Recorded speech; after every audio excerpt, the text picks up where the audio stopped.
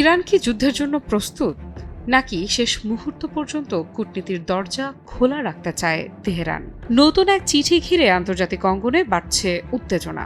জাতিসংঘ মহাসচিব অ্যান্তোনিও গুতেরেসকে পাঠানো বার্তায় ইরান স্পষ্ট করে বলেছে, সামরিক আগ্রাসনের শিকার হলে জবাব হবে অত্যন্ত কঠোর।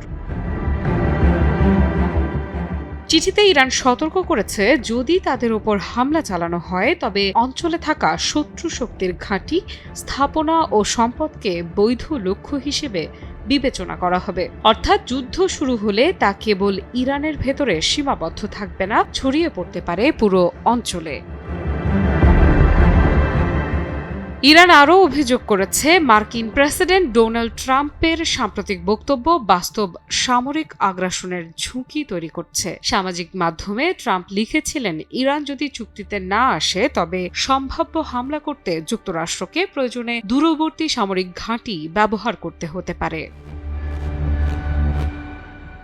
বিশেষ করে তিনি উল্লেখ করেন ভারত মহাসাগরের দিয়োগা গার্সিয়া ঘাঁটি এবং যুক্তরাজ্যের RAF ফেয়ারফোর্ড বিমান ঘাঁটির কথা। এই দুই কৌশলগত অবস্থান থেকে দীর্ঘ পাল্লার বোমারু বিমান মোতায়েন করা সম্ভব, যা ইরানের কাছে স্পষ্ট বার্তা হিসেবেই ধরা হয়েছে।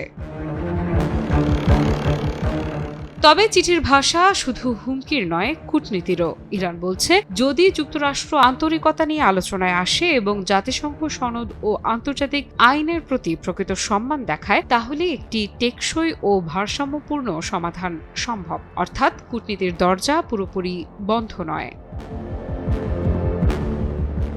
কিন্তু সেই দরজা কতদিন খোলা থাকবে? তেহরান স্পষ্ট করেছে, যদি সামরিক আগ্রাসন হয় তাহলে তারা দ্রুততার সঙ্গে কঠোর প্রতিক্রিয়া দেখাবে। শুধু প্রতিরক্ষাই নয়, তাদের ফোকাস থাকবে কঠোর আক্রমণের ওপর। মধ্যপ্রাচ্য ইতোমধ্যেই অস্থির। সেখানে যদি যুক্তরাষ্ট্র ইরানের সরাসরি সংঘাত শুরু হয়, তার প্রভাব পড়বে জ্বালানি বাজার থেকে শুরু করে বৈশ্বিক নিরাপত্তা কাঠামো পর্যন্ত।